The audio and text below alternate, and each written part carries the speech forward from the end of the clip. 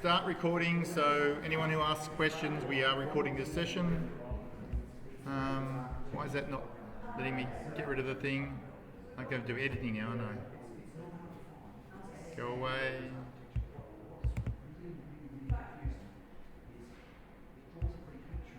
No?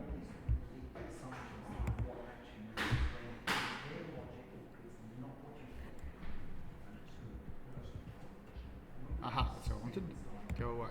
So we're recording, racing rules and sailing, slideshow.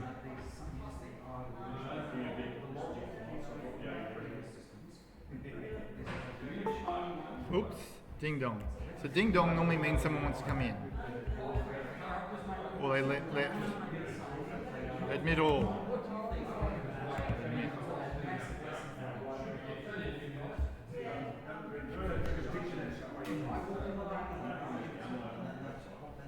And I am presenting, am I?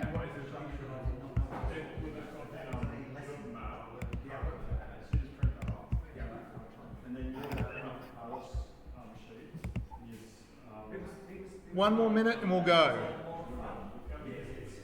I just want to, I'm the only one who can let people in. Is there any way of making it so they can just get in? No. Admit. I have to keep putting the button, but I have to go in and out all the time. So, all right, let's get this show on the road.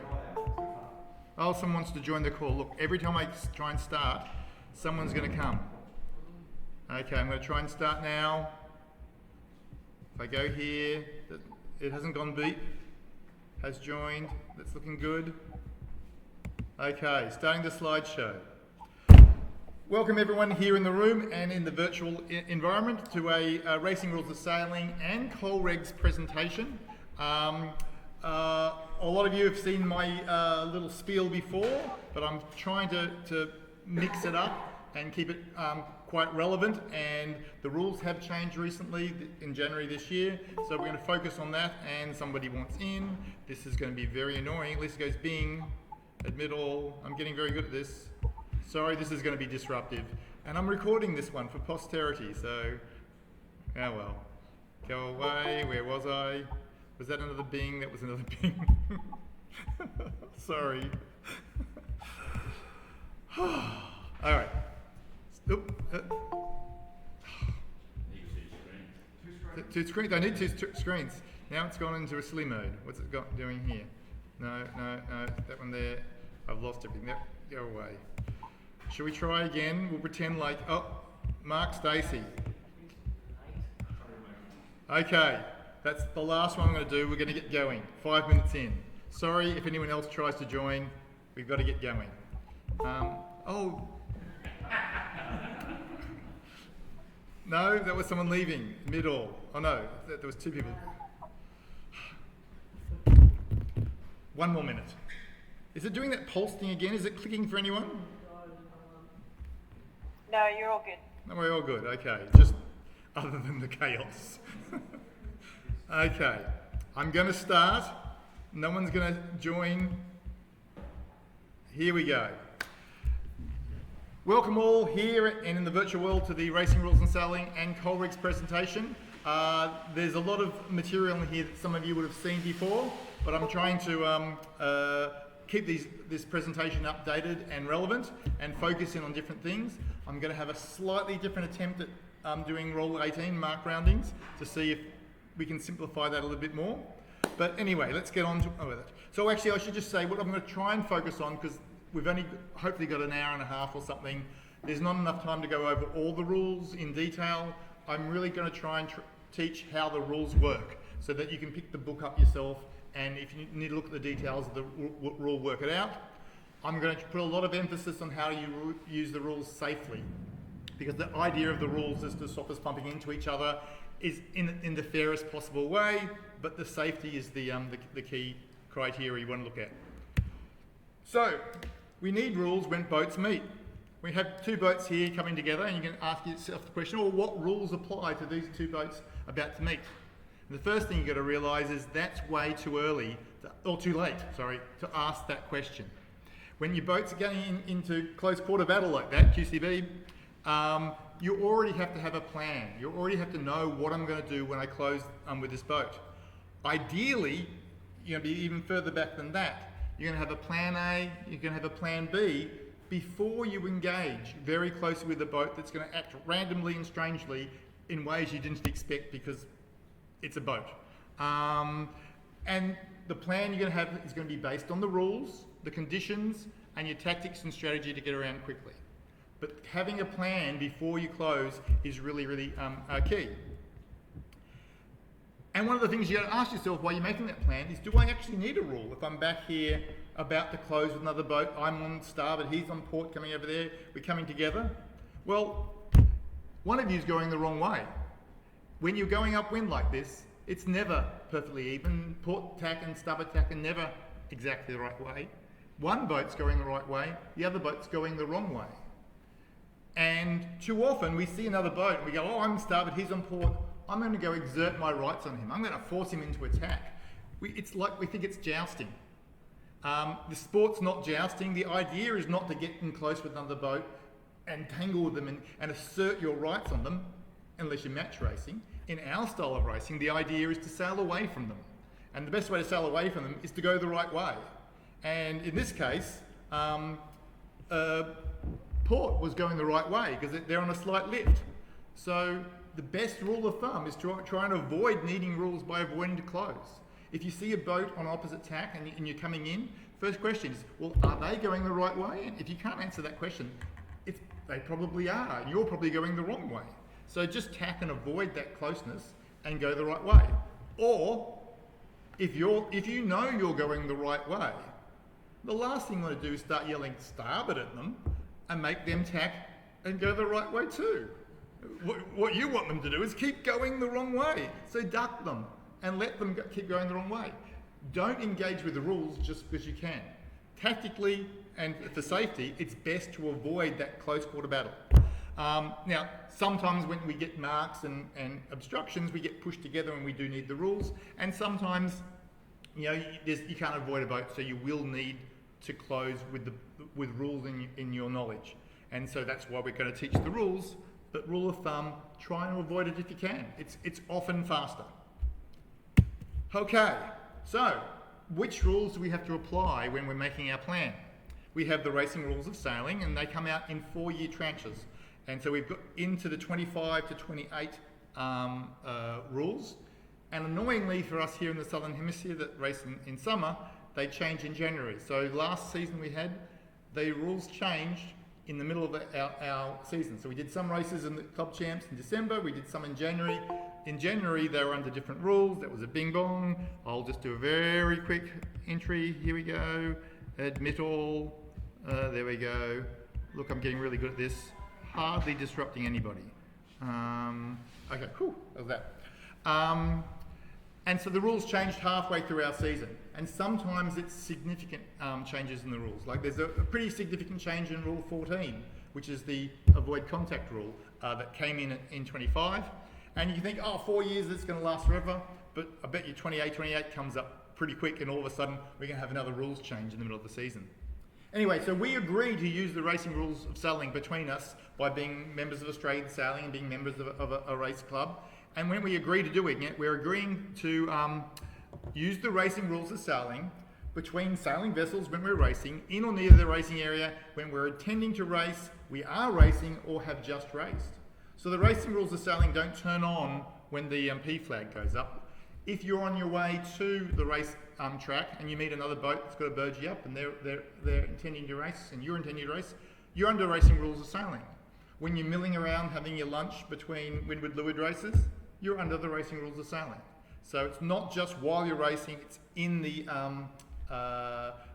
between times. At this point in time in the presentation, I normally say, but if you're coming in and out of the marina, it's obviously not under the racing rules, but I just gave this presentation last week at Middle Harbour, and they had this situation where they have their marina there, and they sometimes have boats racing, yellow is racing, just outside. So if blue was leaving that marina with the intention to race, blue could well be under the racing rules of sailing whilst in the marina, especially if it was one of the Elliots and it was sailing out. It was motoring out, no. If it's sailing out, yes. So luckily for us, when we're going into North Harbour or milling around here in the moorings, it's not racing rules. But the moment we're out there in the Sound, was it a bing bong? We're out there in the Sound, and we see another race boat, we're under the racing rules of sailing. Okay. But the racing rules of sailing is not everything, even when we're racing.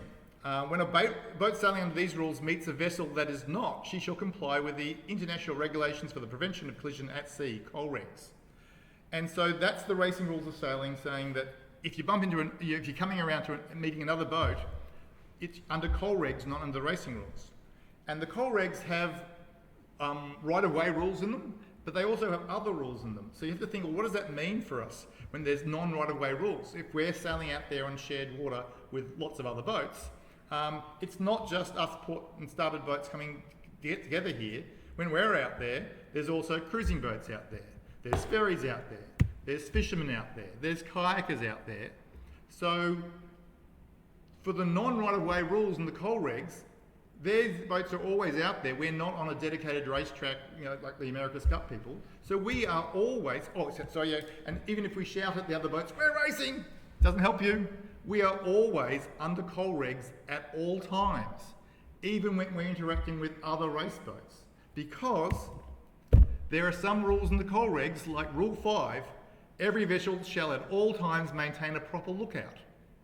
So if you're getting obsessed, like your port starboard challenge with this other boat to try and lead bow attack them and do your tactics and strategy, and therefore you're not keeping a proper lookout and you run over a kayaker, or you bump into a fishing boat, well, you're breaking COLREGs Rule 5. So just because you're racing, and just because the racing rules don't say you must keep a proper lookout, if you're racing out here on the harbour, you have to keep a proper lookout at all times. And what do we mean by a proper lookout? Well, this really means looking out in all directions. And it's amazing how people do this quite badly. Quite often we used to say, the helm can look below the boom and see over there. But the helm quite often has other priorities. The helm is often a really bad lookout because they're trying to look at the sails and get the boat going fast, and they have to keep ducking down. The helm can steer from the low side sometimes to look behind the sails, but quite often that makes the boat go slow. Again, they've got other priorities, and all of a sudden if you're on the low side, you can't see the whole other half of the boat, or the playing field. The main can help out, and quite often that's a reasonable choice to get the main to keep looking down below the boom, trying to look behind the head sail. But they have a limited view as well. Their back is to half the world, and they, not looking over their shoulder too much. And if it's windy, the main can have a lot on. And again, their priorities change. They're not keeping such a great lookout. Trimmer on the low side, if you're reaching, that's a good one, because reaching, you want to be changing your head sail all the time. Trimmer on the low side can have a good view. Again, it's weight on the low side. Tactician or extra hand. If you've got someone who's not got a dedicated role, saying to them, you are the lookout, I want eyes out of the boat, it's your primary task, is a very good way of doing it. Except for, quite often the tactician is at the back of the boat, and at the back of the boat you've got the great big genoa at the front of the boat, and it's like, well, I can't see behind the great big genoa. Sometimes, no matter how much on the low side you go, you just can't see around it. And the MYC 60s had a collision just recently during a start where they had a big head sail up, and the tactician was sitting there on the low side looking forward and just didn't see the boat on the other side of the jib. Bang.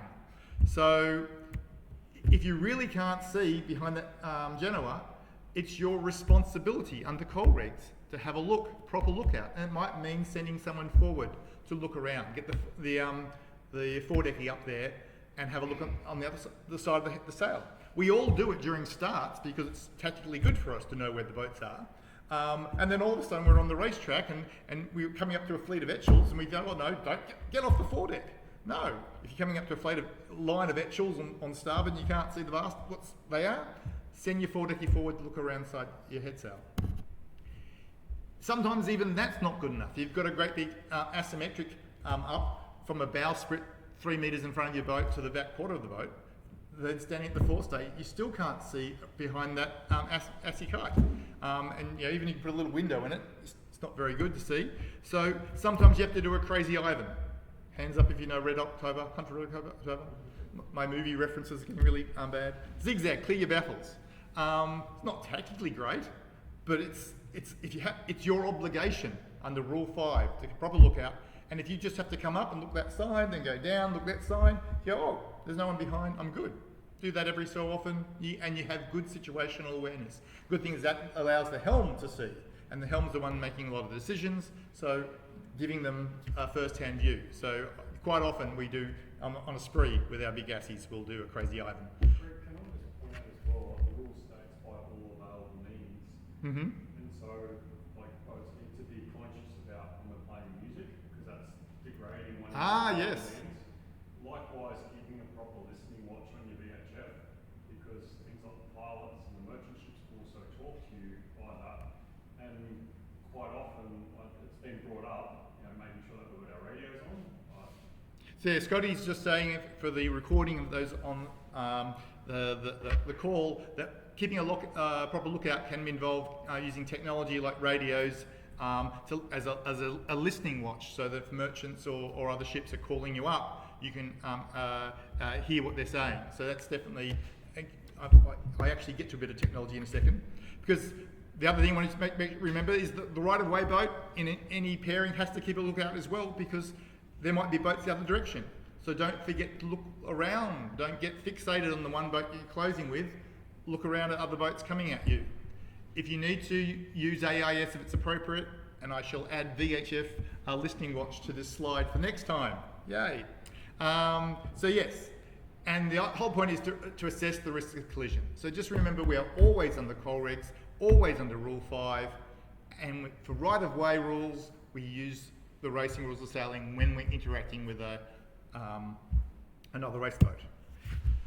Oops, what happened then? Take it away.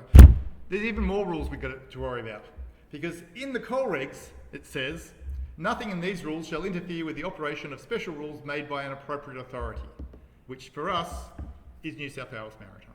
So of course there's all the rules that apply to our playground about traffic separations and not going between pilot boats and ships and giving ferries a good clearance. We covered a lot of those in the safety briefing at the start of the season, but just remember they're rules that we are racing under, and there's a direct link between the sailing instructions to our racing rules, to our coal regs, to the New South Wales Maritime, and we have to abide by all those rules as well. And they certainly don't care if you're racing. In fact, they probably police it a lot harder if you're racing. Okay. Ooh.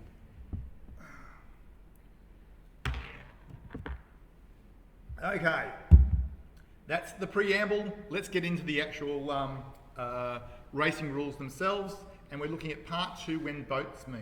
So part 2 is all about how we determine right-of-way and the limitations on that right-of-way.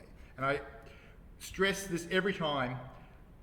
We think of this in 2 different sections. Right-of-way, there are 4 rules that tell you who have right-of-way, and that defines who must keep clear. And so right-of-way boats, you're right-of-way if the other boat must keep clear of you.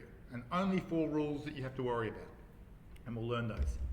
Almost everything else in the vast blue book of rules is a limitation on the right-of-way. It's not other ways of making right-of-way, although there is sailing backwards, which is a 5th rule for keep cleavage. But everything else mostly is a limitation. And we have 4 general limitations, and we have marks and obstructions, 3 rules for those limitations. And they define when the right-of-way boat must give room. So we'll always have these terms, keeping clear, giving room, keeping clear, giving room, and just get that sorted in your mind. It's 2 slightly different concepts. Keep clear is about right-of-way. The keep clear boat defines who the right-of-way boat is. Once you know who the right-of-way boat is, you look at what limitations there are on their rights. Because you're the right-of-way boat doesn't make you the king of the hill that you can do anything you like. There are a lot of limitations on you. In fact, in match racing, quite often you're using those limitations on right-of-way to control the other boat. And the way I further go, I like to think about the distinction between these 2 parts of the rules, is that the right-of-way rules then can be determined with a camera, a snapshot. If you just take a picture of a situation, you can definitely work out who was the keep clear boat, who was the right of way boat, just by looking at the positions of the boats relative to each other and to the wind. And not that a camera is very good at picturing the wind, but a snapshot is very good. Whereas to work out the limitations, you need more of a video camera. You need to know, how did they get here? What was the reasons, the actions that took them to this point of time? And for some rules and some limitations, you need to know what their motivations are going into the future. Why are they trying to go in that direction? So I'll put these little logos up every so often as hints to remind you to think of the snapshot of who has the rights, who's keep clear, who's right of way boat, instantaneously determined. And then the limitations, which are more played out over time as things happen. Another ding dong. Is it someone leaving or coming? It said mid-all, there we go. A late arrival. Okay, back to the presentation. Almost no disruption there. Okay. So everyone's seen this slide if you've seen any of my presentations 100 times, but let's go this through it one more time. Right of way is defined by a boat has right of way over another boat when the other boat is required to keep clear.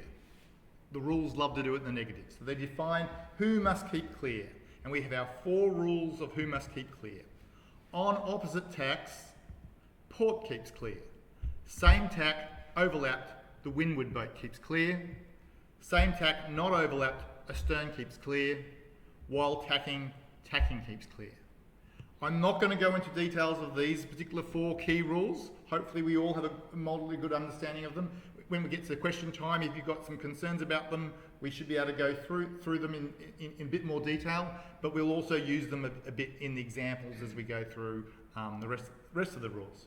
But anyway, I remember port, windward, astern tacking by the pwat, which is the noise that you will make if you don't keep clear of somebody. Pwat. Port, windward, astern tacking. Those are the things that you keep clear, and you have to think of port, opposite tacks, windward if you're overlapped, astern means you're not overlapped, tacking is changing direction. And when Jan was learning to sail, I would just quiz her. What are the 4 right-of-way rules all the time? Port, windward, astern tacking. And these are the rules that you have to have very quickly at hand while you're on the water. A lot of these other rules, it's too difficult to have all the detail in your head, but these 4, you've got to be immediate. Port, windward, astern tacking, keeps clear. So, okay, but what does it mean to keep clear? We have, as well as the rules, we have definitions in the racing rules. So anytime anything's written in italics, there's a definition. And the interesting thing is, if we go back up to here, on this slide here, we have the word tack in italics, and while tacking, not in italics. So the definition of tack is in the, there's a definition for it, and basically it's which side of the boat the wind comes. But the word tacking is not in the definitions. And if it's not in italics, what do? We use the common usage of the word. So we all know what tacking means. It means the action of coming up and changing direction, going down the other way. Don't look for a definition, apply the common usage of the word. But if you see in italics, go look up the definition, because sometimes it's a little bit surprising. You will see with overlap, for instance, it's not always exactly what you think. So anyway, back to the definition of keep clear. A boat keeps clear of a right-of-way boat if the right-of-way boat can sail the course with no need to take avoiding action, and when the boats are overlapped, that little phrase there is a new bit this 4 years, if the right-of-way boat can also change course in both directions without immediately making contact. So I've just got 2 little examples down here. We have yellow and blue. Who's the keep clear boat? Blue is because they're on opposite tacks. Port keeps clear. Therefore, the right-of-way boat is yellow. Is blue keeping clear of yellow? I don't think so. Yellow has to do something pretty quick. Otherwise, there's going to be a pwat noise being made. So here's the other one. If their boats are overlapped, the right-of-way boat can also change course. So who's the right-of-way? Leeward boat. Windward keeps clear. Windward keeps clear. Yellow keeps clear. Blue is the right-of-way boat. Can she change directions in both directions? No. She goes down. She pivots around her keel, her bum hits yellow's nose. If she goes up, they close really quickly and they hit. So in that case, yellow might have established that overlap with the bow just a little too close to blue's stern and hasn't kept clear in that situation. So those are the two aspects of keeping clear. If you're the keep clear boat, you have to let the right-of-way boat sail the course and change course. That's what you have to do. Sounds pretty simple. Okay, we're going to go through a bunch of examples of right-of-way. So we have our little action camera up there on the right showing us that we can work this out just by looking at the snapshot. So we're going to go through it. Purple keeps clear of who? Does purple keep clear of green? Pink. Yes. Pink. Why does she get clear of pink? Because pink's on starboard and purple's on port. I know there's other boats in between. Doesn't matter. Any pair of boats, there is a right-of-way determination. It might be inconsequential, and in this case it probably is because you have an orange sandwich there, but you can say that purple has to keep clear of pink because purple's on port and they're on opposite tacks. Doesn't have to keep clear of anyone else. Green, who does green keep clear of? Well, pink. We have our pert. Any windwards? Yes, she's the windward boat of purple, so she's that's our work. She's keeping clear of purple. We can go to some other ones. Blue, okay. So we know that she's also in port, so she's also keeping clear of pink. She's the windward of green. Do we have any asterns here? Any A's? Well, this is an interesting thing because she has to keep clear of purple because she's the windward boat. And the windward boat, when they're overlapped, well, are they overlapped? Oh God, we've got to go look at a definition. Well, blue is definitely clear ahead of purple if you just looked at those two boats. But if you go look at the definition, they also overlap when a boat between overlaps them both. So this is an often mistake you make when you're approaching the zones and things when overlap's important. You go, well, that boat's not overlapping me. But there's green sailing in a completely different direction, which makes blue and purple overlapped. So instead of purple keeping clear of blue because she's astern, blue has to keep clear of purple because she's windward. So again, non-consequential in this particular scenario because they've got a green sandwich in between them. But you can always take that right of way, and sometimes it will be consequential. So and specifically that definition of overlap is often consequential. So orange is tacking. So it's a bit hard to see that with a snapshot camera, but orange is just tacked, just past the wind. Wow, it's yellow on that screen. We need a new TV. It is so orange on mine. Look. Orange. I'm not making that up. Oh, the technical difficulties we're facing with things and people joining. For everyone at home, is it orange? Oh, yeah. Yes. Yeah, so very good. So, orange keeps clear of everybody because she's tacking. And pink's king of the hill because she keeps clear to nobody. She's on starboard, going into windward. So at any given time, any two boats on opposite sides of the planet, you could technically say who must keep clear and who's the right-of-way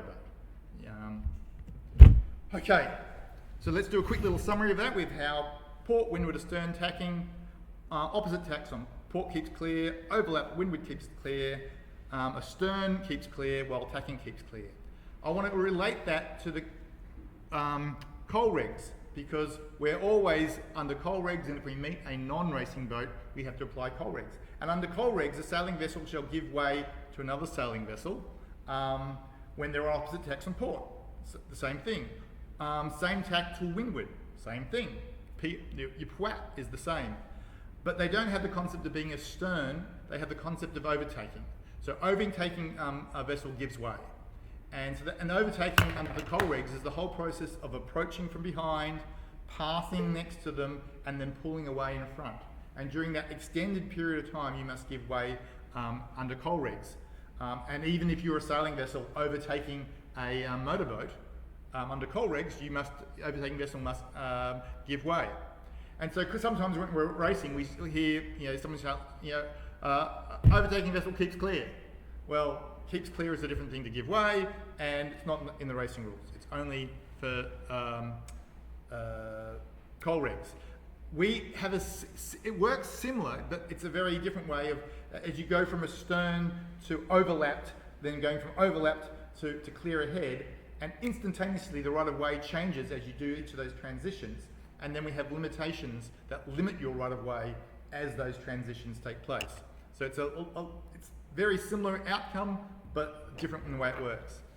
Then finally, if another boat has restricted manoeuvrability, they're trying to put their sails up, they've got something falling in the water, they're tangled with something, you've got to give way to them, which is kind of opposite to when we're tacking.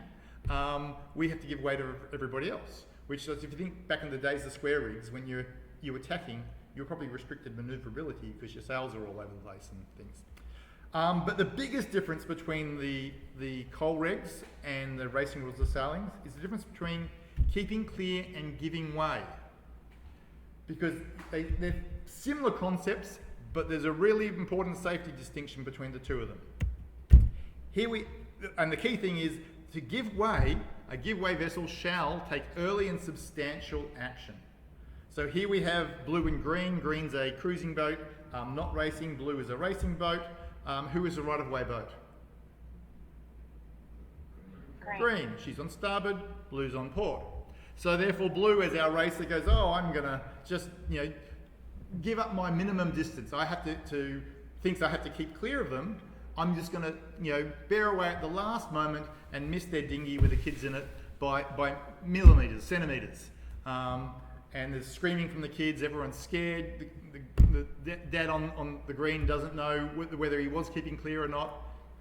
Well, you're not allowed to do that, because under coal regs, you're not required to keep clear. Blue's keeping clear of green. You're required to give way. And give way is taking early and substantial action. So when you interact with a non-race boat, take early and substantial action. Don't just pass them by millimetres. And now I'm going to do... Can I ask a question? Yes? So I have a question probably more relevant to the previous slide. There was a situation recently where the notice of race stated that the coal regs, that the racing rules would not be outdone by the coal regs, for want of a better word. And so there were two boats, and every time the boat tried to pass, the other boat either came down or came up, and they were called out and said that they weren't allowed to do that. So there was a big argument. I'm the wrong person to ask about that. I am firmly of the belief that you can't race under coal regs. Some people do believe that you can race under coal regs, but I have no idea how you can test a mark under coal regs, taking early substantial action, and you'll see later, maintaining course and speed. And the example you just gave, that if an overtaking vessel has to give way, then the boat being overtaken, I guess, well, she should stand on and not zigzag. But it's a very strange... I don't understand how you can race under coal regs. So you need to find somebody who thinks it's possible and ask them. I think it's very dangerous to race under coal regs. And if anyone here is from North Harbour, really, don't do it. Get affiliated. Use the proper rules. I know they're horrible, but they're suitable for purpose. Well, no, they're the best we've got for purpose. Anyway, yes, thanks for that question. Okay, I'm going to do an aside here away from the rules, because this, even if green was a race boat, blue ducking like that is a bad way to duck. It's unsafe and it's tactically horrible. This is not how you duck. Red is ducking green way too late.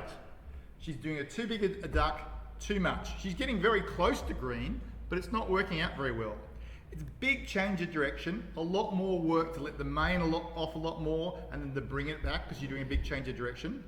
If the main doesn't release, then it's too late to tack because you've committed yourself to this big duck and the main doesn't come off, you can't bear away enough, you're stuffed. You're just going to plough into the back of green. It happens way too frequently than we like. Because the main, you've got to do a big dump. What happens if the main doesn't come off? You're leaving the decision until you're committed to try and do the duck. If you try and do it earlier and the main doesn't come off, fine, you just crash tack and dunk the crew in the water. No big problem. You've got too much jib for a big bear away. You're going to do a big bear away like that, you've got to release the jib as well. So if you leave the jib on without releasing it, then it could overpower you and round you up into green. So you've got to do a lot more work to do a big duck.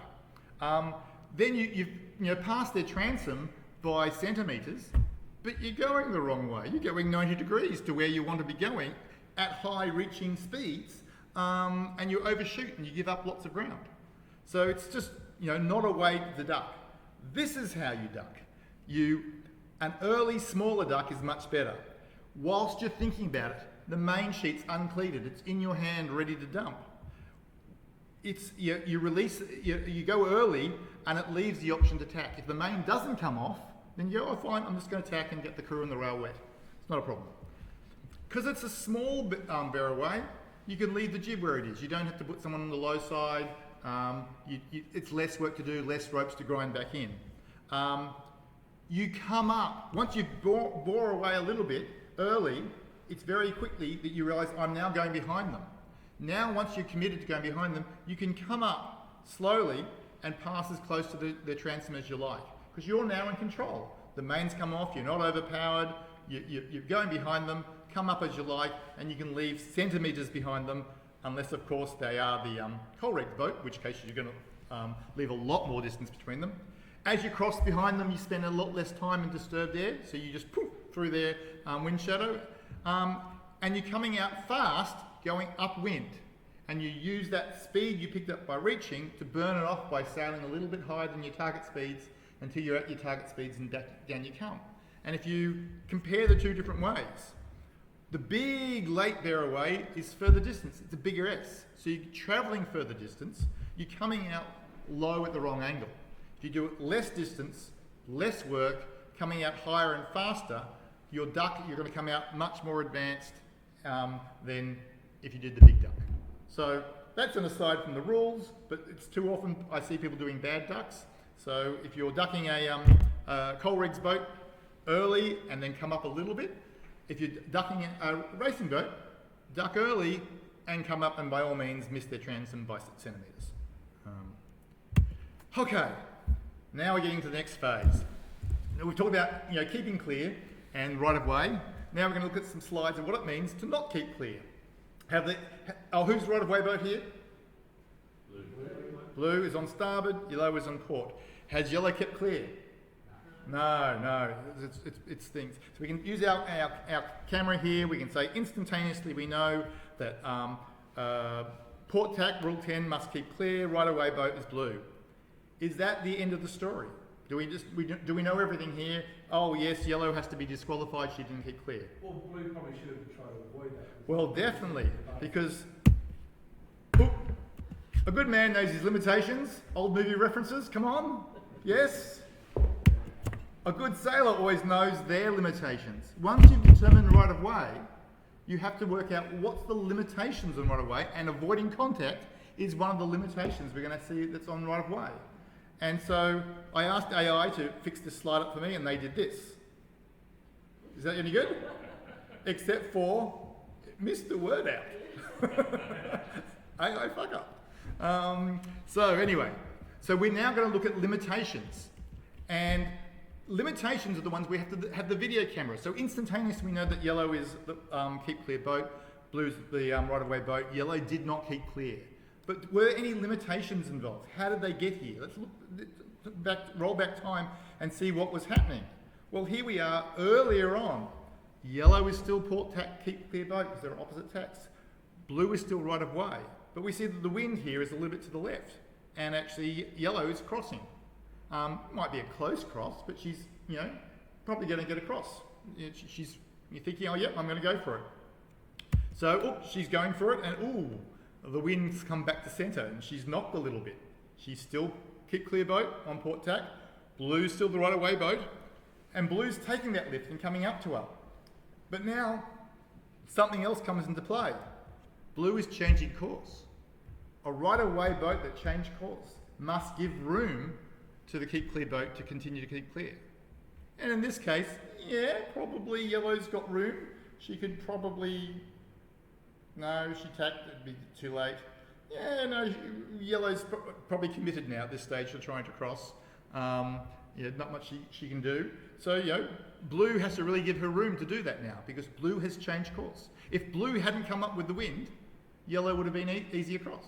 But Blue came up with that lift, changed course, and now she's got limits to her rights. So, unfortunately, the wind went all the way to the right. Blue kept coming up. Contact was made because Yellow was committed to trying to cross. And now Blue's got double trouble because not only have they changed course again and must give room, they're obliged to avoid contact. And Yellow couldn't do very much to avoid contact at this stage. Blue could have. She could have just not gone up. So when we were playing out the rules, yes, David? So if Blue came down then in that third Yep. position, would they then have the right to protest? No. Because they changed course? Because, basically they change course. So if they're the right-of-way boat, they can sail along. Yellow was keeping clear back here. Oops. Yellow was keeping clear. And if Blue did nothing there, Yellow would keep clear. At this point, if Blue did nothing, Yellow probably would just squeak through, keeping clear. and then she changed course again. And so it was her changing course that stopped Yellow keeping clear. If Yellow wasn't across in the first place, then they probably get both disqualified. But if Yellow can make the case of, I think I was across, I could see this, I was taking ground out of them, blah, blah, blah, then Yellow should be fine. Okay, so now we know what if you don't change course intentionally? So let's just say you're getting gusted up, you're rounding up slightly, but you're still going in the same direction.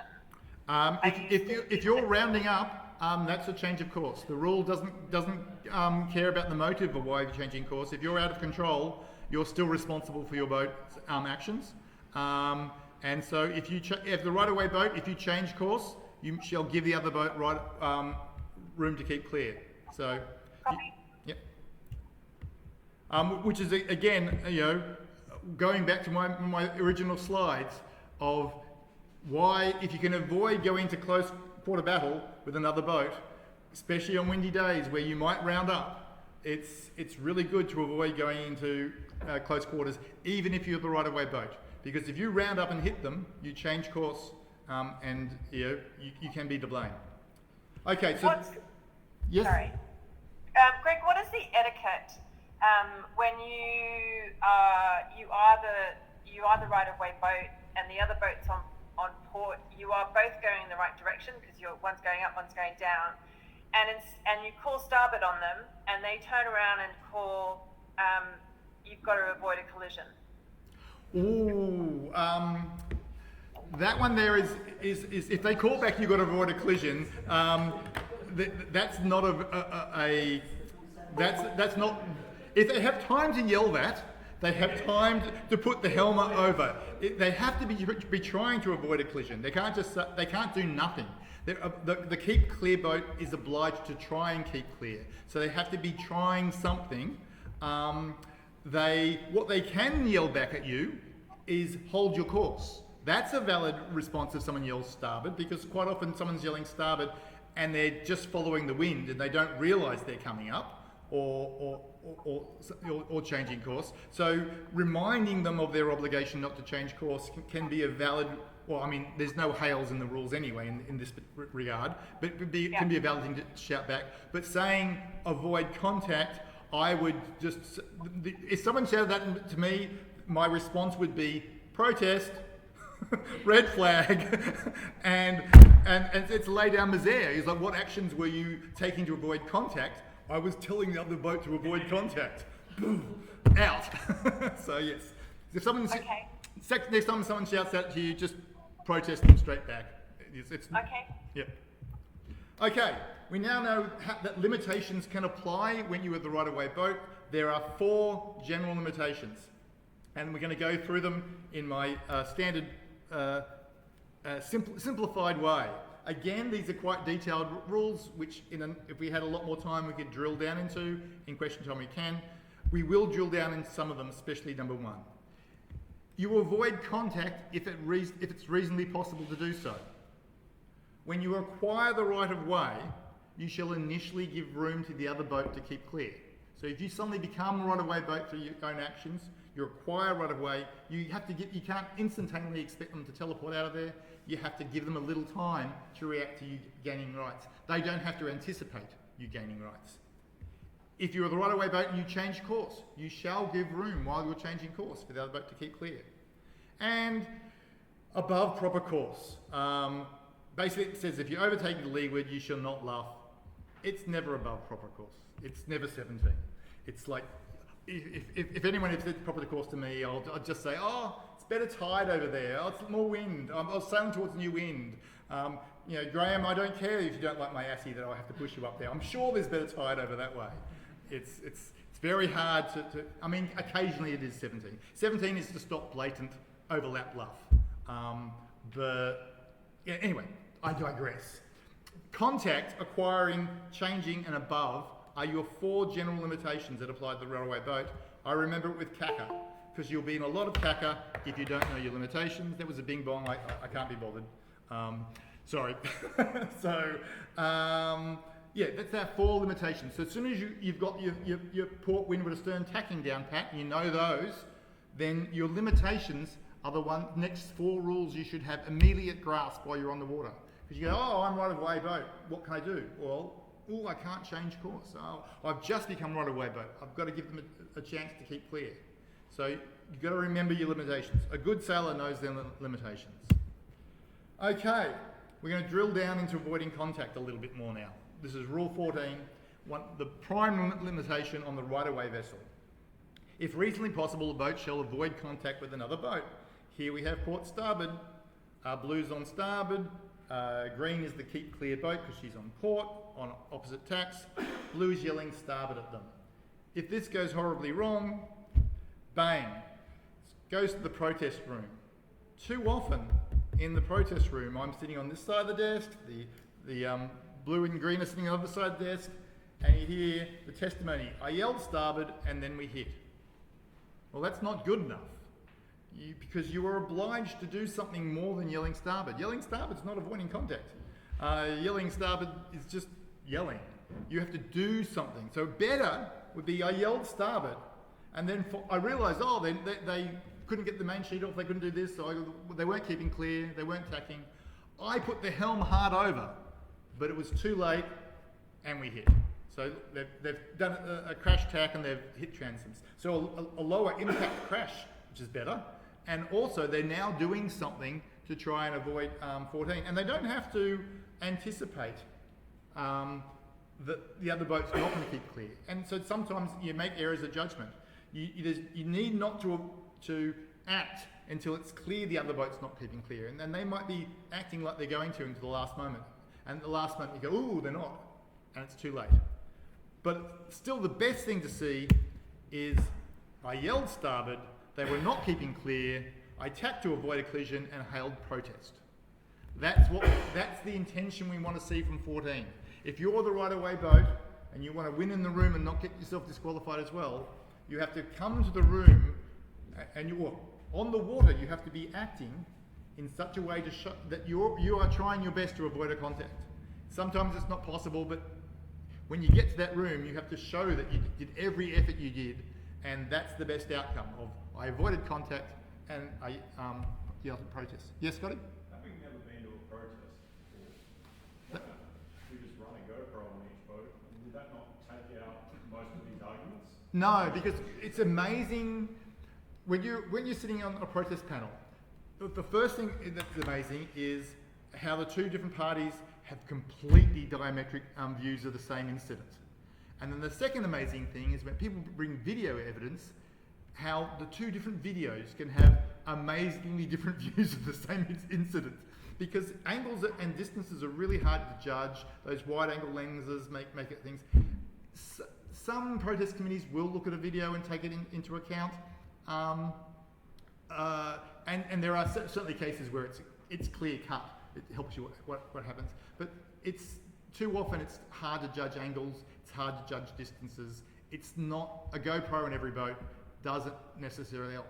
A log of your GPS and your attitude and stuff like that is probably more important than your GoPro, because it shows what movements you did. It shows you your boat changed direction and things like that. If you were holding course or something like that effect. So some protest committees won't even look at a video. If you say I've got a video there, don't care, not going to look at it. And some don't even look at GPS tracks as well. I know from bitter personal experience. I was wrong. Okay, this 4-year tranche of the rules, they've amended it with 14B and C. Not only must you avoid contact with another boat, you shall not cause contact between other boats, and you shall not cause contact between a boat and Australia. So it's now greater responsibility on the right-of-way boat. Not only must you avoid contact with another boat, you must avoid creating mayhem that causes contacts between other boats. So I've just got a little thing here, is who's the right-of-way boat? Well, on that screen it's yellow, on this screen it's orange. Blue is windward of orange and must keep clear. Green is windward of blue and orange and must keep clear. But she's not. Orange is coming here and gone up, up, up, up, up, pushing blue up, pushing blue up. For whatever reason, green has not gone up. We don't know. Maybe she's got a problem, maybe there's a swimmer in the water, maybe there's a whale in the water. Green just hasn't gone up. So orange has pushed blue up until blue has contacted green. Now, if we go and analyse this, it may well be that green just didn't keep clear, green's disqualified. But in this situation, orange/yellow is also going to be disqualified because the new version of 14, she has caused contact between other boats. So would that apply, if you think about some of the big driftathons we had last season, where, like, as we're coming into the mark, totally, like, distilled of wind, but yet other boats keep steering into the car park with boats that can't do anything at this stage? Yep. Causing contact. That's causing contact, yes. So the Middle Harbour had a really big pile up at Nelson's Head. What's it called? Nelson Park. They had too many boats fit between the beach and the mark. And at the rules training we gave last week, Kerry Burke, who's the Commodore Racing, or I can't remember his position. He basically said that if we had that sort of situation again, and there's collisions on of boats in the pack, then they're just going to find the boats on the outside of that pack who are squeezing the pack up and disqualify them. If there's chaos happening and you're on the outside of that pack as a right-of-way boat pushing any boat up, pushing more boats into the pack, then you're causing contact in that pack. You're the one that's making that melee get worse. So. I can't see if the first boat sails to the mark and then gets distilled, like the current. Anyone that comes close to them at this stage, they don't have the ability to do anything. Like they've lost all means of movement. Mm-hmm. But if you sail into that, even if you technically had any keeping clear, you can't make way. Well, I mean, there is the caveat, if reasonably possible, is in the rule. So if it's you've got no steerage and you're just drifting each and the current's taking you, and there was nothing you could do and there was contact, 14 has the proviso if reasonably possible. So it's really just the case where some boats are becalmed, but other boats on the outside still have some bit of wind and are still causing some chaos. They're still pushing in.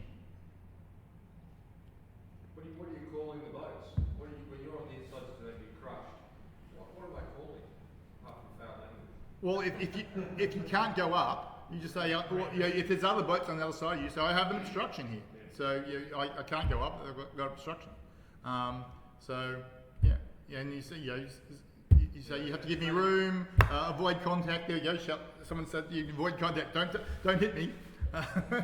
So yeah, and more importantly, the boats that are pushing you up, you tell them, I'm an obstruction to you. Tell the boats on the side, you can't come up. I'm stuck here. You can't come up. So, yeah. Okay. So, definition of room. So now we've decided that limitations quite often say that you have to give a right-of-way boat is going to give room. Keep clear boats keep clear, right-of-way boats give room. Oh, a yawn, first yawn. No, almost done. Actually, no, we're not almost done. We're going to have a break for coffee in a second before we get into difficult rules. So, yes, the space a boat needs the existing conditions, including space to comply with their obligations in a seaman-like way. So room, we want the boat to be able to manoeuvre promptly in a seaman-like way. So here we have yellow coming downwind under kite, blue going upwind. Who's right-of-way boat? Yep, opposite tacks. So yellow is right-of-way boat, blue is on port, blue's keep clear boat. You have to turn your head around a little bit to get that. So keep clear boat, oops, she's now tacked. Who's the keep clear boat now? Right now. She's still tacking, yes. So she's tacking, she must keep clear.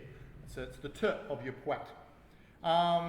And so then she's now finally finished the tack. Now she is the right-of-way boat because the windward boat, yellow, must keep clear. So windward boat must now keep clear. But there's a little constraint. So blue has just obtained rights by her own actions. She acquired rights. She shall initially give yellow room to manoeuvre promptly in a seaman-like way. So if these are Sydney 38s, that's probably a little close for yellow to get out of the way in a seaman-like way with a spinnaker up. But if they're Elliott 7s, that's fine. You can just whack a jibe in and get out. It's not a problem. But if blue keeps going down like this, even if there are Elliott 7s, now Elliott 7s are going to have a little bit of a problem of yellow's running out of options of what she can do, because blue now has changed course, so she has to give room. If blue had continued on that course there, yellow could probably have squeezed across, but now blue's changed course. So it's acquiring rights, changing course. And of course, if the kites are those, then a seaman-like way is going to need a lot more room than if it's an Elliott 7. So this is just when you acquire rights, you've got to use your noggin of you can't expect the boat to teleport out of there. If you've suddenly got, if you're a laser tacking onto starboard in front of some boat with a blooper up, it's not going to happen instantaneously. Sure, they must keep clear of you. Sure, they must promptly start trying to do so. But you have to let them do it in a seaman-like way. You can't expect them to back their sails and carry on. Okay, almost done in this section. And then we can have some cake and coffee, and then you can leave before I kill you with mark room. General limitations, CACA, contact, acquiring, changing, and above. Those are the 4 general limitations to go with our 4 port, windward, astern tacking rules. They're kind of similar to the coal regs. You must avoid collision in the coal regs, same as avoiding contact. I couldn't work out the difference between collision and contact. You should assess collision risk whenever you do a manoeuvre. So if you're changing course under coal regs, or you're accelerating, or whatever you're doing, you have to assess your collision risk. But the biggest difference is you must maintain course and speed.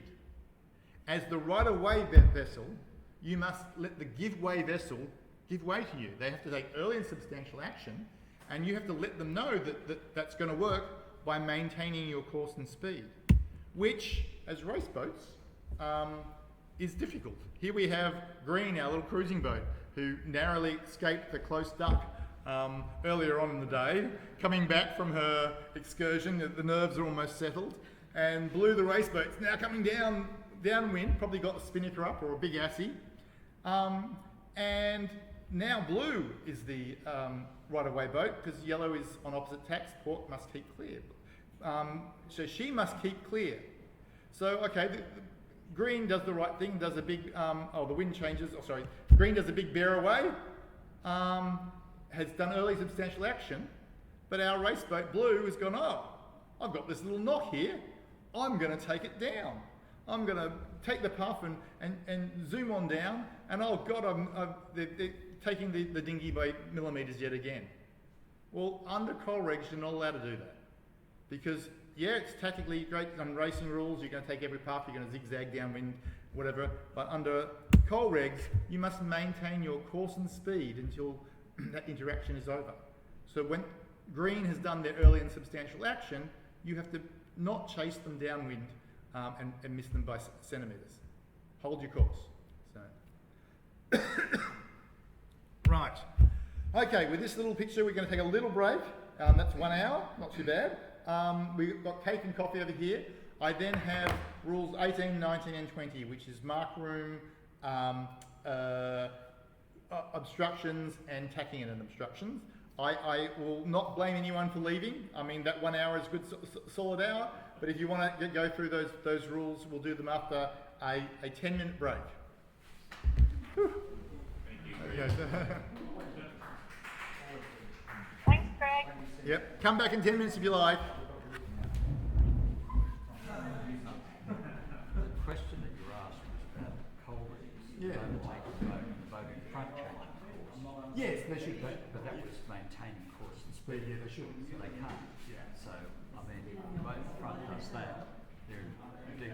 Well, yeah. But I still don't think you raise the course.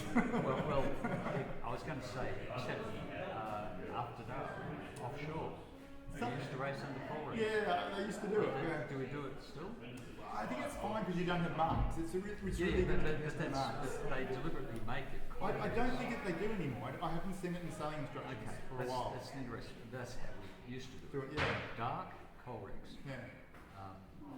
And sorry, the other one But was. see, at sea, there's very little difference between coal regs and racing. Well, yeah, sure. I've done the boat on the Tassie coast. We had to bear away on the port staff. Oh, right, yeah. But, And we had $100 on the Oh, right. race. It was the same boat. no, right, yeah. But so the other one was there's the slide with blue, green, purple. Oh, yeah, yes. Yeah. Green wasn't overlaid blue. Yes, I think she was. When you drew the line, Here we go, here we go, here we go.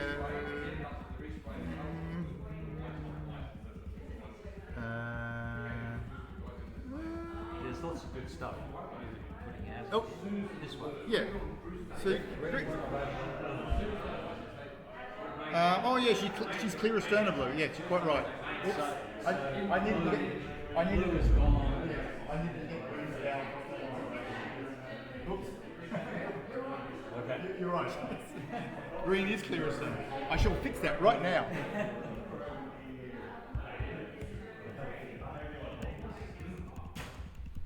I don't know what you're talking about, Graham. Oh, well, that's very helpful because I wondered about that slide too.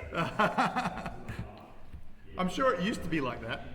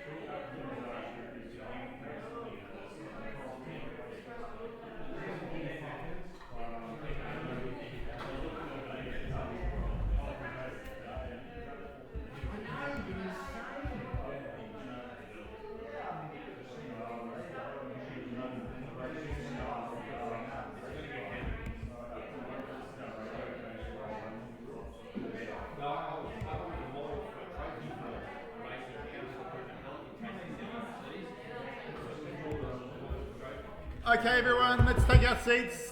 Let's get going again.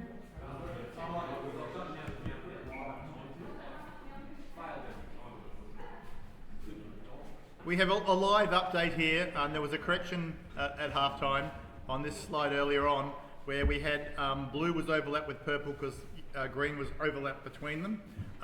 It turned out that green actually wasn't overlapped with blue. She was actually clear astern of blue. I've corrected the slide.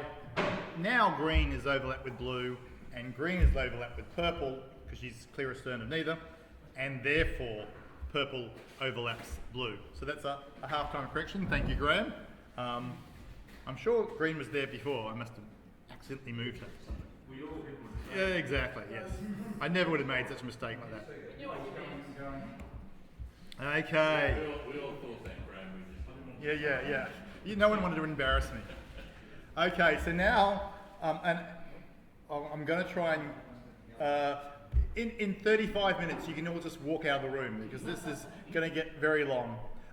These are the very difficult rules, and unfortunately, these are almost the most important rules.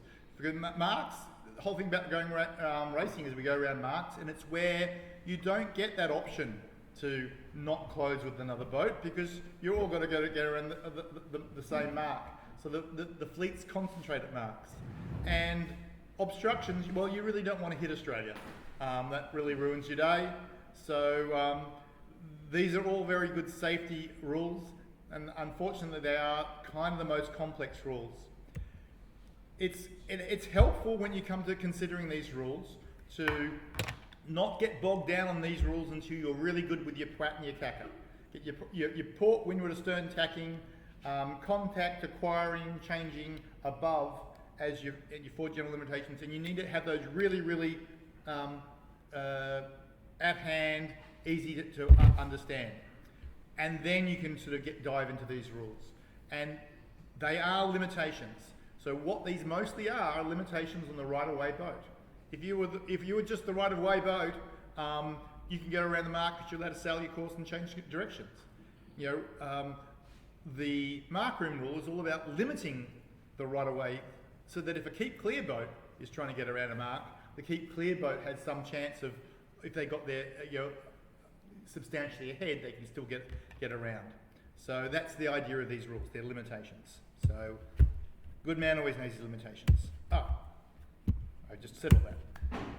So again, we don't have time to go into the full detail of these rules. I'm going to teach you how these rules work and invite you to go away and read the detail in your own time.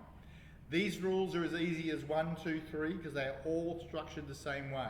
They're structured as 19.1, 19.2, 19.3, 20.1, 20.2, and things like that. And the point 1 is always telling you about when the rule applies. Most of these discussions is not about what the rule does. There is some things about the rule. It's mostly the intricacies about does the rule apply or not. When the rule applies, it more often than not just means the right-of-way boat has to give room to the keep clear boat. So the complexities are, does the rule apply? So you read point 1 and it tells you when it does apply, and then it gives you these exceptions about what it doesn't apply. So I like to think of it like one of these useless boxes where you push the switch, it turns on, and the box turns itself off. Rule 18 turns itself on because you're at a mark, and then there's a sub-clause in there which turns it off. And so you've got to really get your mind into this mindset of it being turned on and off. This is going to seem horribly complex. So what I'm going to say to you is, if you think that you have mark room, if you think, well, the way people say it, I'm entitled to mark room. If you think you're entitled, maybe the rule's switched off. Just have that little bit of doubt. Maybe something in the rule that you didn't quite understand has switched it off. And if you think that you're not, entitled to mark room, well, then maybe it's switched on. Just to have that little bit of doubt in there that these rules are a little bit more complex. And don't feel that you're entitled to mark room. You can be confident that you've got mark room, but just remember the other guy, when you have these protests, you get 2 people who both were 100% convinced that they were owed mark room, and one of them's wrong. And normally it's not because the rule switched off in some little strange way. So I guess the message here is drop your expectations about absolute clarity on the water and be a little bit more forgiving and understanding. These things aren't certain. So once you've worked out whether the rule does apply, then point 2 tells you what the rule does. So you only look at point 2 when you've worked out point 1, and it tells you what the rule does, and it normally means give room, sometimes a few other things. And there will also be some more exceptions in point 2, which will tell you, oh, the rule also switches off. I think in 18 there are 7 different clauses that switch the rule off. So I counted them the other day. And then you have point 3, which is more exceptional cases, and point 4, it's harder than 1, 2, 3. But 1, 2, your main 2 things. 1 is telling you when it applies, 2 is telling you what it does, and be aware when you're reading the rule, the most important thing is whether it's on or off. Okay, so let's look at this in practice with 18. Mark room. 18.1 is said when Rule 18 applies. It tells you this is what we're thinking about. Rule 18 applies between boats when they're required to leave a mark on the same side and at least one of them is in the zone. Zone is in italics. What does the zone mean? We go to the definition of zone.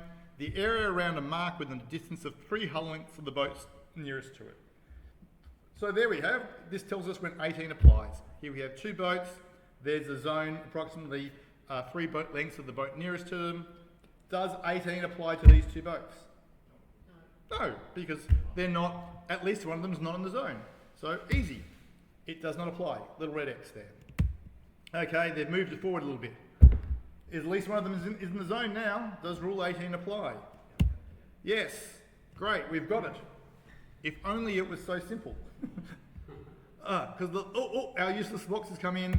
Oh, all these clauses. However, it doesn't apply with all these little clauses here.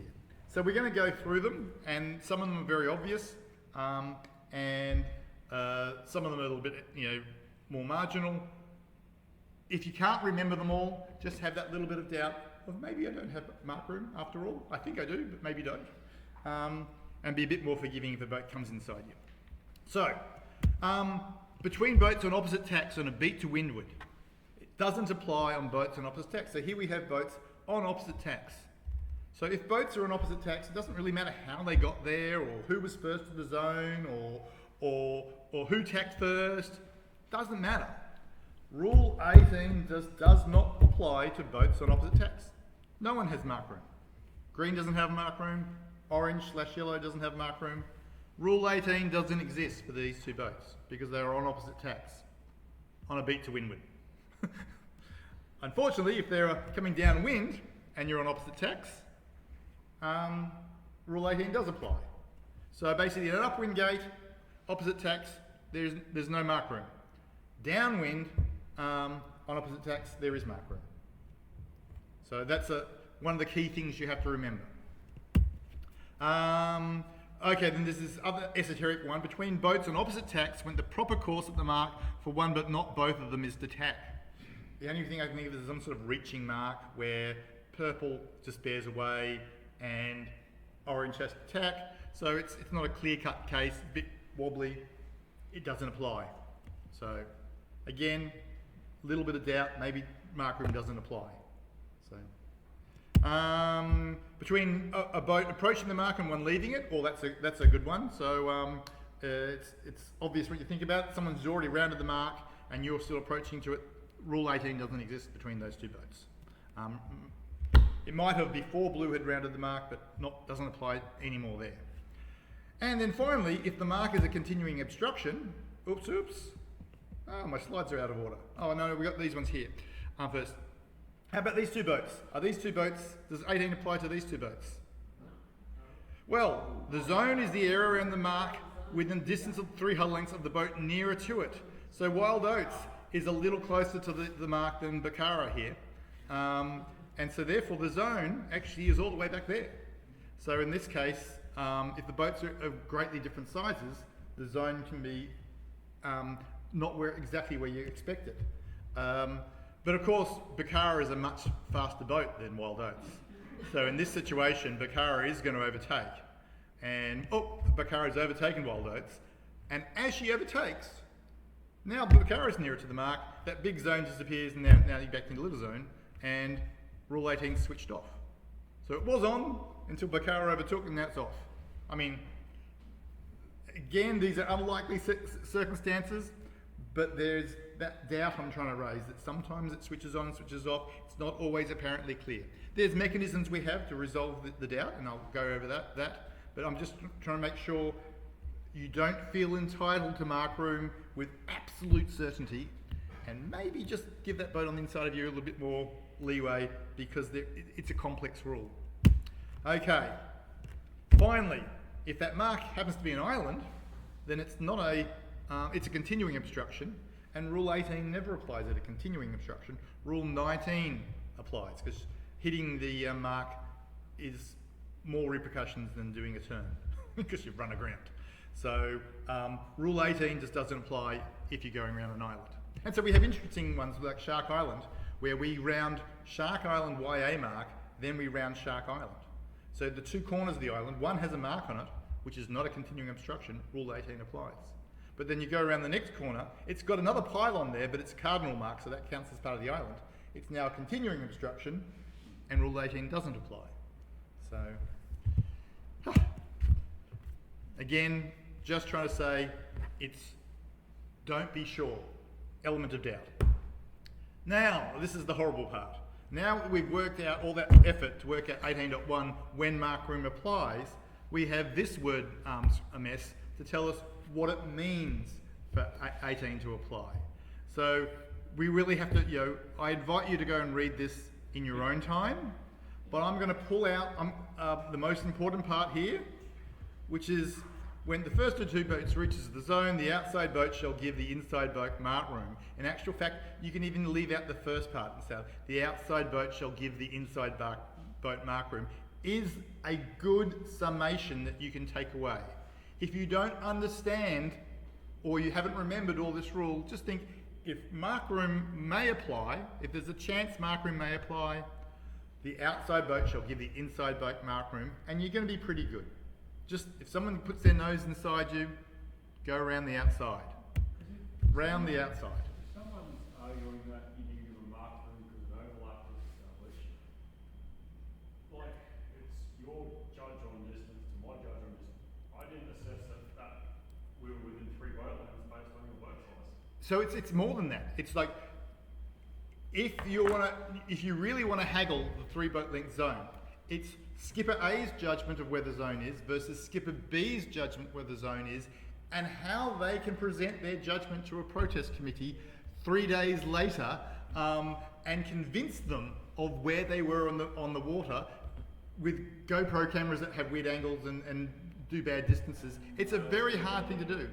And so the best way of doing it is that if you really want to contest the mark and you think you've got an inside overlap, then for halfway down that leg of the race, you're saying to the boat, I've got an overlap, when you're 20 boat lengths from the mark, and you just say it all, and if they want to dispute, they say no overlap, and you say, no, you send someone to the foredeck, and they put their arm out at 90 degrees, and you had that conversation the whole way in, so that there's no doubt that when you get to that 3 boat length zone, there was an overlap or there wasn't. And you can sit there in front of the protest committee and say, I had someone on the foredeck, their arm was at 90 degrees, we were there for 2 minutes before we got to the zone, we had the overlap. And if you can't do that, if you really are just getting in the last moment, we got the overlap just as we got there, you didn't. There is actually a rule we'll show that says if you think you did, you didn't. That's basically the rule. It says if there's a doubt, you didn't. Or if you think you broke it, you didn't. If you think you obtained it, you didn't. Roll back into the certainty.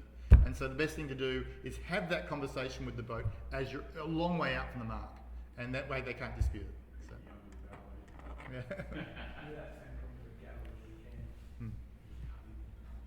So anyway, so the very simplest way I can summarize this room is just go around the outside. If someone gets inside you, go around, give them room, go around the outside. I am now going to try and give my version of the rule in simpler terms, because there are some interesting things in it. So when you see the red scrolly things, it's my paraphrasing of these rules and each clause.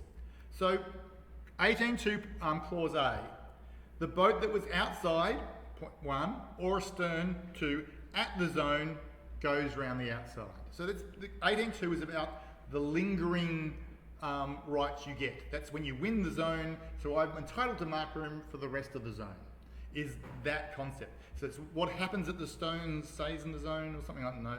So anyway, that's 18.2a is, there's this first decision point of, we think we've reached the zone. The situation that was there persists as you go into the zone. If you were owed mark room, then the other boat goes outside of you as you go in there. Unless you tack. If the boat that was owed mark room tacks, bets are off. For a start, if they tack and now your boat's on opposite tacks, there is no mark room.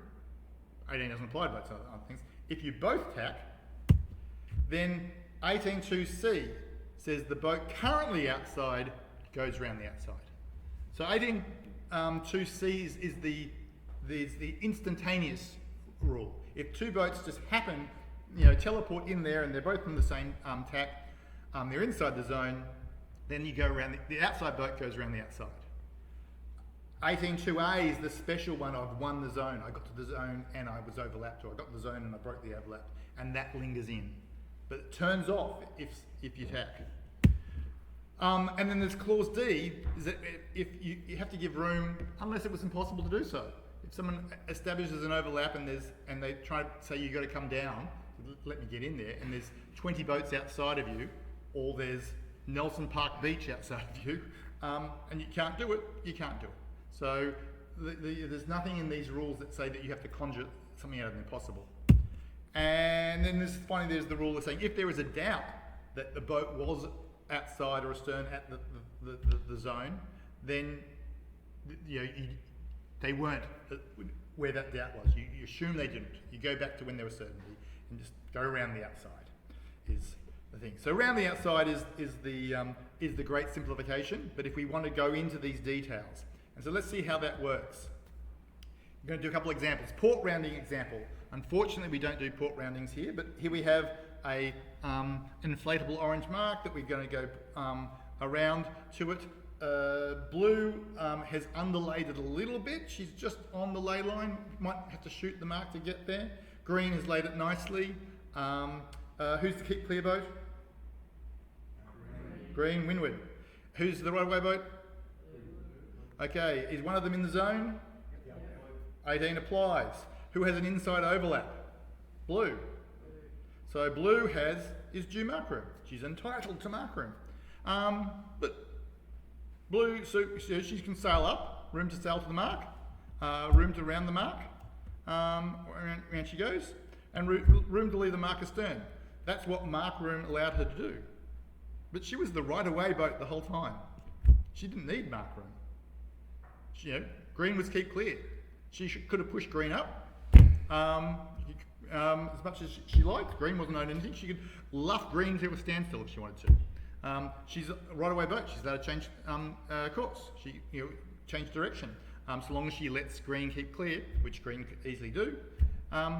So in a standard port rounding like that, you don't need Rule 18. It doesn't do anything for you. It's just a straight right-of-way rule. I mean, Blue was owed mark room, but it didn't give her anything that she didn't already have. Because remember, a keep clear boat keeps clear, a right-of-way boat gives room.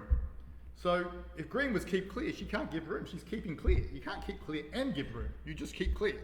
The only boat that could give room in this case was blue, and she was right-of-way. So she didn't have mark room because she had right-of-way. Unfortunately, most of our marks are yellow spindly ones, which for some unknown reason, we have to go around for starboard. And no one can tell me why. But let's run the same rules in starboard. Here we are. Who's keep clear boat? Green. Blue's right away boat. One of them's in the zone. Who has the inside overlap now? Green. Green's inside boat because they're going around to starboard. So green is now due mark room. And she's overlaid a little bit for a starboard rounding. She's got to come down to the ley line to get there. But she's the windward keep clear boat. So now, mark room, we have mark room, just sail the mark. She can come down. Blue has to come down to let her come down. So this is now blue, the right-of-way boat, has a limitation on her. She has to give room to green to get down to the mark. So this is where 18 is coming into play. Oops, pushed the wrong button there. And they can luff up to get ready to go around the mark. So they're starting to round the mark. They're luffing up here, and they're tacking. Oh, they're both tacked. So there was probably a little moment in there when they were one tacked but the other one wasn't tacked, and Rule 18 would have turned off during that time because it says unless they tack. So the boat that was owed mark room green has tacked, and 18.2b says unless they tack, turns off the entitlement to mark room. So once green tacked, she was no longer entitled to mark room, but now blue's tacked as well. Oh, so there's no mark room, but now blue's tacked, and they're both on the same tack. 18.2c says the outside boat goes around the outside anyway. So Rule 18 is now turned back on, but a different clause. Instantaneously, if they both tack together, there was probably a nanosecond where that was off. But if one tacks and the other tacks, there's a small period of time when it's not. And they're both still tacking here. When they finish their tack, well, green's a right-of-way boat already now. Because if they're both tacking, if you read the details of Rule 13, the boat on the other side's port keeps clear. If they're both T, tacking keeps clear, they're both tacking here, the boat on the other side's port keeps clear. So that's a little detail there. So already green is now the right-of-way boat and doesn't need mark room. But she's got it back again because they're now both on the same tack. So in that case, when they had sort of laid the mark and going around it, its mark room has, the main thing it did was let green come down. It didn't give them any rights to go around the mark. Last year, mark room included room to tack. This year, mark room doesn't include room to tack. So it's basically, you get to the mark and then it's, once you tack, it's normal rules until the other boat tacks as well, and then it's 2.c outside. Round the outside basically applies once any tacking's involved. But it's not always so clear cut with the starboard rounding. Here's a slightly different one, and this is a very common circumstance for us, where you're going to a starboard rounding, so you don't you worry about overlaying it, so you underlay it a little bit. So here's two boats that haven't quite got to the lay line. Blue's clear ahead of green, so blue is the right-of-way boat. Green is the stern. Pwat has to keep clear. Blue is in the zone. So their blue is due mark room by 2. She's got room to sail to the mark and room to round the mark. So she does the best effort to get up as high as she can to get to the mark, but makes us pretty slow. And green's gone and established an inside overlap there, which, kind of she wasn't entitled to because, she was, owing blue mark room, but she's not impeding blue at this stage. She's just sailing on her course. And then, of course, if blue tacks, well, 18's turned off. Doesn't apply between boats on opposite tacks. Green's still on starboard, even though she's luffed up. Blue is tacking and it has passed head to wind. So there is no mark. There is no zone. There is no mark room. Blue's just tacked in front of green and they've hit. So even blue was, initially the right-of-way boat, and she was owed mark room. Doesn't mean you can just tack in front of another boat. So theoretically, green could just keep sailing and starboard past the mark? She could. That's your. No. Green on starboard can take blue as out as far as she likes because she's the starboard boat. I tell a lie. So that's a different situation. Green, until blue tacks, green has to allow blue to sail to the mark. So she can't take her past the mark in this case because she has to give her room to sail to the mark. But unfortunately, blue can't quite make it because she's underlaid it so far. And so for all intents and purposes, they're out in the middle of the track. They're not near the mark because she can't get to the mark without tacking and sailing another little leg. So when she tacks, that's when 18 turns off, and now she's effectively just tacked in front of another boat. Even if she was a little further ahead, and she had finished her tack before contact, or she's now port starboard rather than tacking, and she's still got a problem. However, if she was a little further forward and would have cleared green if green didn't come up, then green is the right-of-way boat and shouldn't change course. So if blue squeaks across, so if you're blue and you're trying to tack across the front of the other boat, and they want to go around the mark, you're shouting to them, hold your course, because it's a very tight little squeeze there between those two situations. So yeah, it's mark room for a starboard rounding is complex, especially when you underlay. So if you've underlaid like that, just think of it this way: you haven't really got to the mark. Unless you're on the lay line, you haven't really made the mark. You might as well be in the middle of the course. And if you're in the middle of the course, you can't tack in front of another boat. The rules don't let you. We say tacking in someone's water. It doesn't say that in the rules, but it basically means while you're tacking, you've got to keep clear. When you finish your tack, you're in port. I had a question. Green can't sail beyond the mark because green has to allow blue to make their best effort. Up until blue tacks, then green does owe blue mark room, and if blue can find some crazy high mode, will get a wonderful lift, or it's an Adams 10 with that freaky high mode that they can sometimes do, and heeled over at 30 degrees and just going upwind like it's no tomorrow, maybe they'll get there. In which case, if blue gets the lift to get there, green's taking a big risk by putting herself in there. If blue can get to the mark without tacking, then she's entitled to squeeze green out and make green hit the mark or green tack away on the wrong side of the mark. So at what point do you call it insurance company? Yes. Indeed. Well, this is the thing, is that in this case, blue's entitled to the mark room, but green's kind of got an inside overlap. Go around the outside. It's the simple rule. Go around the outside. Don't stop thinking I'm entitled to mark room. You didn't make the mark. You were short of the ley line. You weren't there. You're not entitled to anything. Go around the outside. Unless you want to squeak the fine margins. And okay, I sometimes squeak the fine margins, but you know.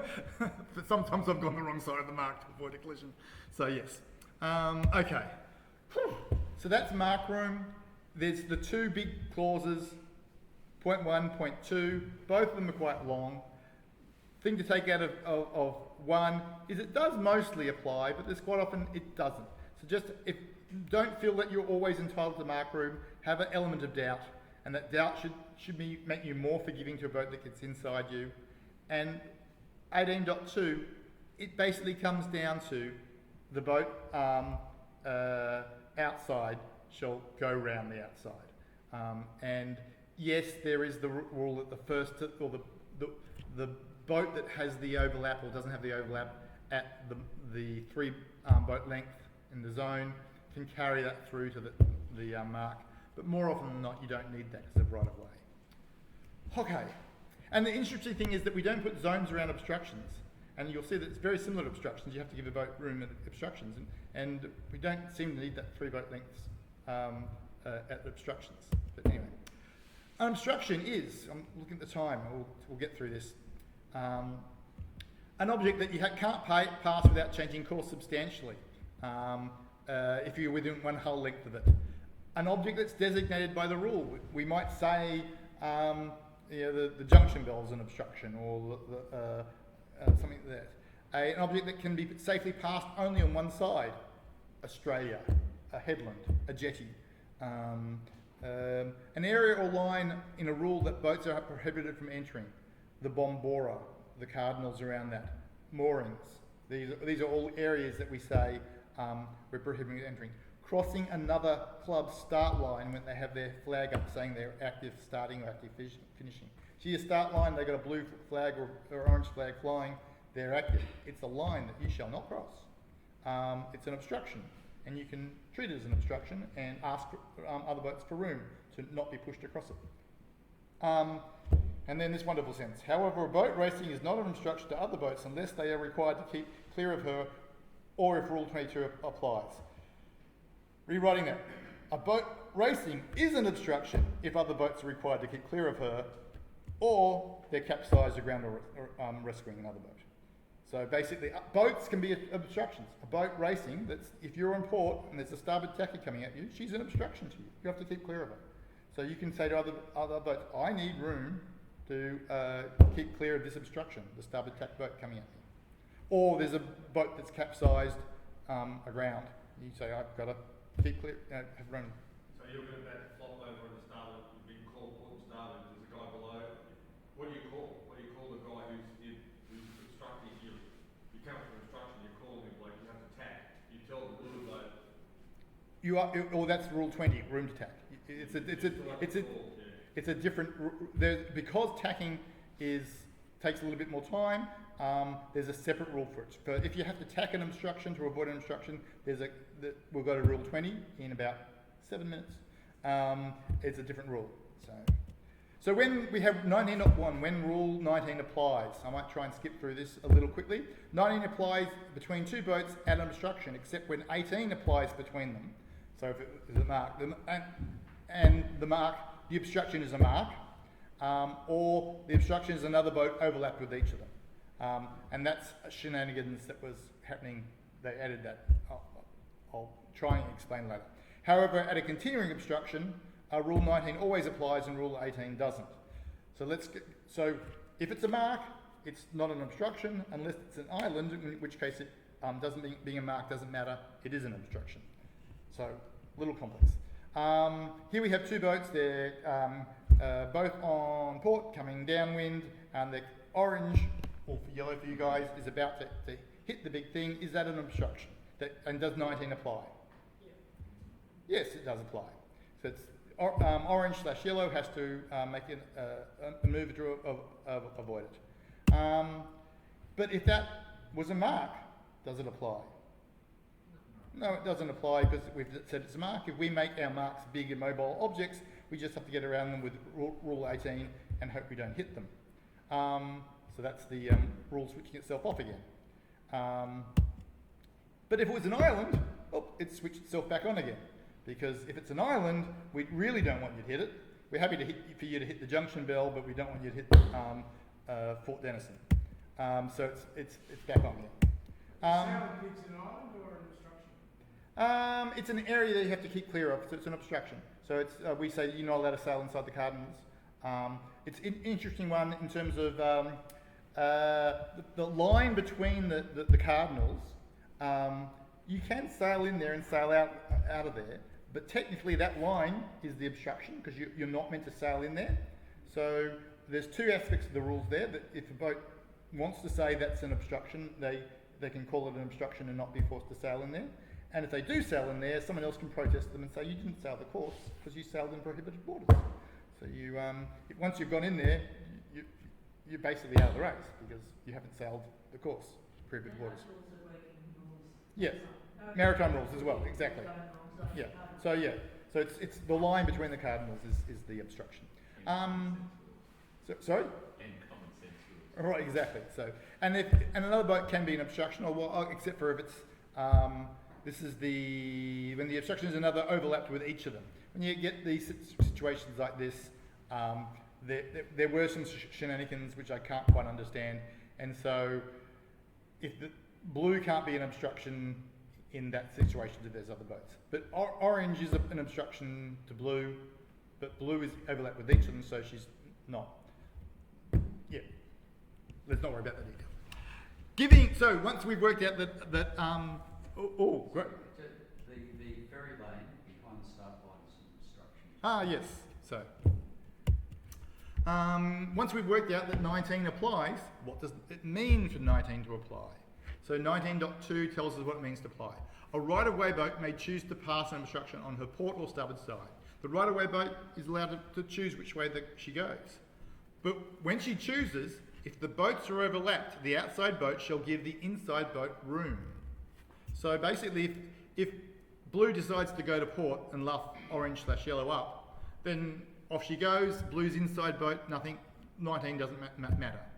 But if blue decides to go down, and leave the obstruction to port, orange/yellow has an inside overlap, so she must give her room to pass the same side as the obstruction as she does. And the last time I gave this, somebody come and say, well, Orange could go the other side, she could just go the other side. And I said, yes, she could go the other side. But the rule requires you to let her go the same side as you are, if you're the right of way. That's just the game we play. So, here she is, blue has to come down enough so orange/yellow can pass that obstruction. But there's other little things. If a boat shoves their nose in there at the last moment, and it's impossible for blue to come down anymore, it says unless unable to do so from the time the overlap began. So if it wasn't an island there and red sticks her nose in, then she's got that overlap. You got to go around the outside, you got to come down a little bit more, unless you can't. So if, oops, something keeps happening. But if it's an island, and it's continuing obstruction, then red sticks her nose in, the room must exist from the moment the overlap was established. So basically, in this case, orange/yellow is pretty close to that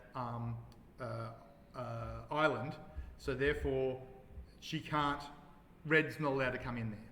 If orange/yellow left the door open, i.e. if they'd sailed far enough away from the island, there was space for red to go in there, red can sail in there, and then orange can't luff her up and say, into the island, because she's then owed room at that obstruction. But she can't sail in there unless orange left the door open, and that room existed from the moment the overlap was created. So red did sail in there, and then they realised their mistake. Mm-hmm. What would they say? Like, obviously they're going to get protest, but what would they say to the other boats? It's like, okay, Oh shit! we're fucked up. Please, We need space. please. Yes, I mean they basically they ask for water, which is not in the rules, but it's don't run them aground. And remember, Rule 14 now applies to orange and blue, that they can't cause her to hit another boat or hit Australia. Yeah. So orange / yellow and blue, if they say, tough ditties, you shouldn't have gone in there, then they're breaking 14, because there's action they can take to avoid red hitting Australia. They should bear away, protest, and make red do returns or see her in the room. So it was a good change, that 14, because that was was often a problem. And again, the summation of this rule is go around the outside. If someone gets an inside overlap, go around the outside of them. If you don't like it, don't leave the door open, sail faster, or learn the rules in detail and protest them. But unless you can do one of those three things, just let them go around and be chill about it. So it's fine. If red sticks her nose in there, well, she's faster than you. She thought she'd get by then, come down a little bit, it's not going to hurt you anything. Chill. Okay. So room to tack an obstruction. If you have to tack an obstruction, it's a separate rule. It's a little bit more difficult. Again, 20.1. This is the only rule we've got where hail is actually required between boats.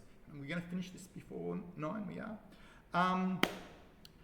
A boat may hail for room to tack and avoid a boat on the same tack by hailing room to tack.